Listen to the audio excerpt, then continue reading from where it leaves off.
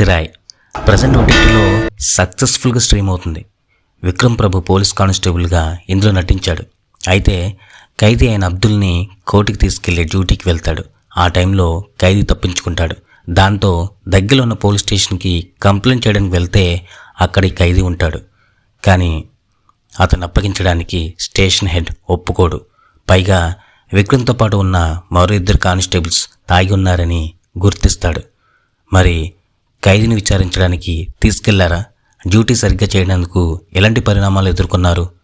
Escape అయిన నేరస్తుడు మళ్ళీ ఎందుకు లొంగిపోయాడు? ఇవన్నీ తెలియాలంటే మూవీ చూడక తప్పదు. మరి మూవీ ఎలా ఉందంటే, పోలీస్ డ్యూటీ అంటే ఆషామాషి ఏం కాదు. ఏమాత్రం మిస్టేక్ చేసినా ఉద్యోగం ఊడిపోతుంది. ఒకవేళ క్రిమినల్స్ అటాక్ చేస్తే సెల్ఫ్ డిఫెన్స్ కోసం ఫైర్ చేసిన ఆ ఖైదీలని విచారించడానికి తీసుకురావాల్సిందే. అది రియల్గా చూస్తేనే మనకు అర్థమవుతుంది. అయితే ఖైదీ అయిన అబ్దుల్కి ఒక లవ్ స్టోరీ ఉంటుంది. మతాలు వేరవడం వల్ల, అందులోనూ అమ్మ తప్ప తండ్రి లేకపోవడం వల్ల ఈ లవ్ మనకి సెట్ అవ్వదని మనోళ్ళ ఎవరికి చెప్తాడు. కానీ ఆమె మాత్రం అతను వదిలిపెట్టదు. కానీ అబ్దుల్ ఒక మర్డర్ కేసులో జైలుకి వెళ్తాడు. అతడి కోసం తను వెయిట్ చేస్తుంది. చివరికి అబ్దుల్ జైలు నుంచి రిలీజ్ అవుతున్న టైంలో ఒక ట్విస్ట్. అయితే ఈ మూవీలో స్వచ్ఛమైన ప్రేమని ప్రతి ఆడియన్స్ ఫీల్ అయ్యేలా చేస్తుంది.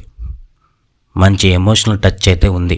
ఆడియన్స్ మనసు కరిగి స్లైట్గా కళ్ళల్లో నీళ్ళు రావడం ఖాయం.